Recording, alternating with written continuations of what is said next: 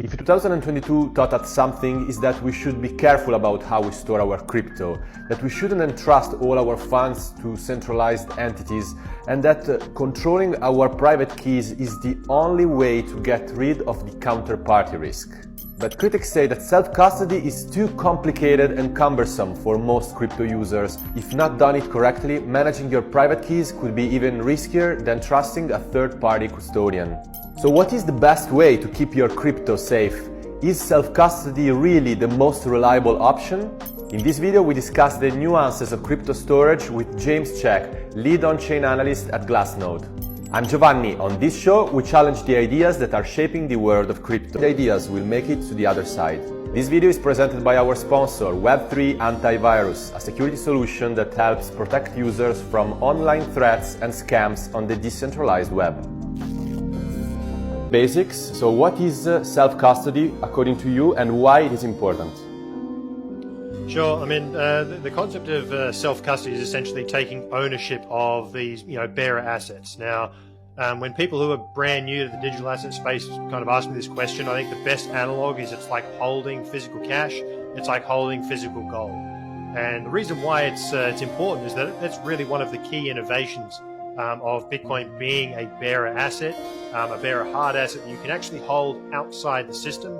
And as we've seen over the course of 2022, there were several instances where we had centralized entities who are the custodians who over-leveraged, lent out customer assets, or just otherwise gambled them away.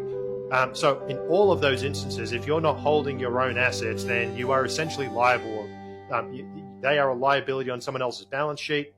And, these people, many of them ended up with zero. So in many ways, it's one of these few, it's the first time that we've had a digital asset that you can hold in your own keys in a bearer format. And really, it overcomes one of the largest problems with gold, which was that it naturally centralized by design because gold coins is just really hard to move around.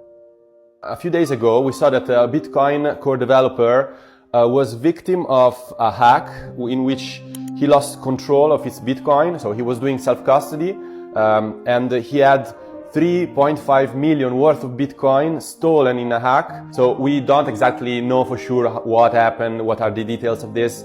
But what I want to focus on is the reaction that this event sparked, specifically on crypto Twitter. Basically, a lot of people were saying that if a Bitcoin core developer couldn't handle self-custody, wasn't able to self-custody, then how would an average user do it? People say that this is too complicated and risky for the average user. So what is your comment to those type of reactions? Yeah, I mean, I completely disagree that having a core developer losing their coins, as unfortunate as it is, at the end of the day, I'm also an average person and I've managed to do self-custody. If you have gold in your vault, if you have cash in your wallet, it's the same concept. You need to exercise a level of responsibility. So understanding what those attack vectors are, and in many instances, 24 words or 12 words, which is your ultimate seed phrase, that is essentially no different to saving your password for a password manager, right?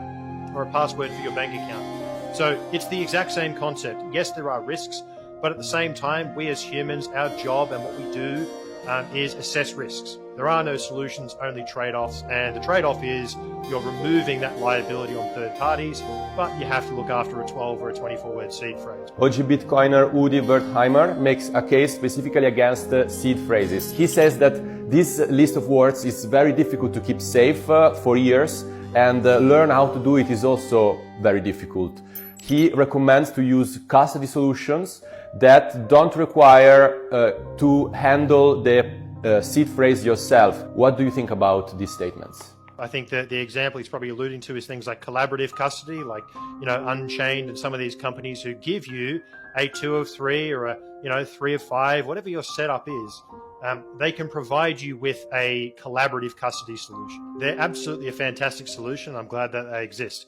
But if your weakest link is somebody getting into your email account to do the social recovery for you, right? They can do a reset password, they get the link, suddenly they get your funds. So it's one of those things where collaborative custody is important. It solves a certain problem, but you open up a different attack vector, which is what happens if you lose the password to your email account. So at the end of the day, all of this actually boils down to what is the weakest link in your security setup.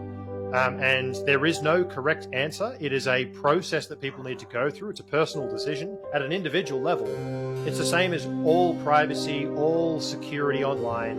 What is your weakest link? If somebody can get into your master email account and reset all of your bank passwords and access your social recovery, then you may as well have had 12 words written down in a book in the back of your cupboard. So, at the end of the day, identifying what is the weakest link, it's not a difficult process. It's just a process people actually need to do the work for.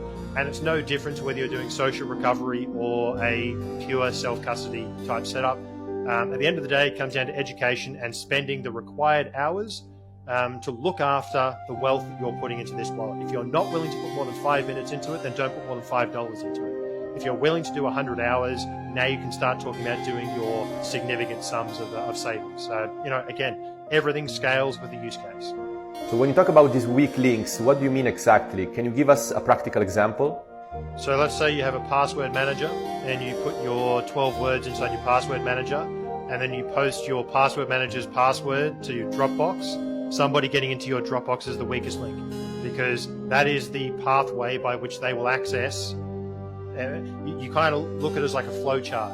If your seed phrase is locked in a vault and that's the only place that it exists, then somebody breaking into your house and stealing that 12 words, that is your weakest link. So it's about identifying, if the attack vector is that you're going to lose your 24 words, what are the multiple pathways that somebody could use to actually get to those 24 words, and essentially identifying what is the weakest part of that puzzle that will essentially give them up.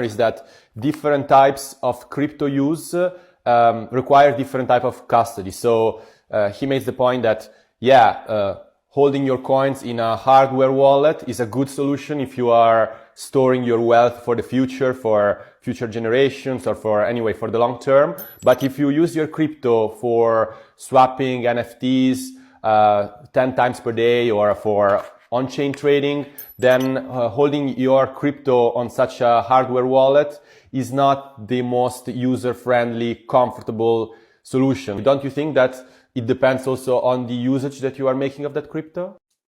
Of course, and it's about having the right tool for the right job. In my personal setup, I have cold storage, I have warm storage, which is coins that I have on my mobile, but I cannot just send with my mobile. You still need a hardware device to actually send them. You've got cold storage that's completely separated from the internet at all times, and is very secure. And then I have a hot wallet, which is if I need $100, $200 to just move around or do an intermediary transaction, then you have a hot wallet that's just a wallet on your phone, right? It comes down to the right tool for the right job.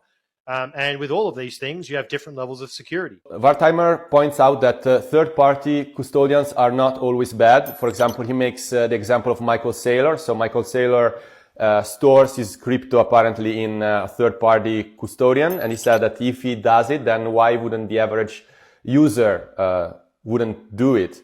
And then he also says you can put part of your holdings on different third-party custodians, on different, for example, exchanges, in order to minimize the risk. What do you think about this solution as an alternative? Yeah, I mean, I'm going to disagree with Udi on this one, because if you think about it, so let's just take the Michael Saylor approach.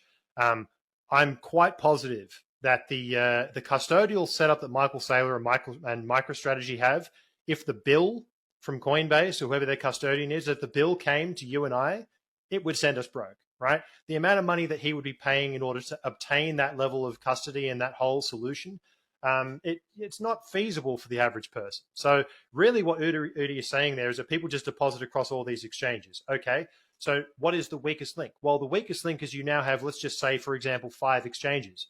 You've split your deposits 1/5 in each. Now you have to manage 5 different passwords and 5 different 2-factor authentication methods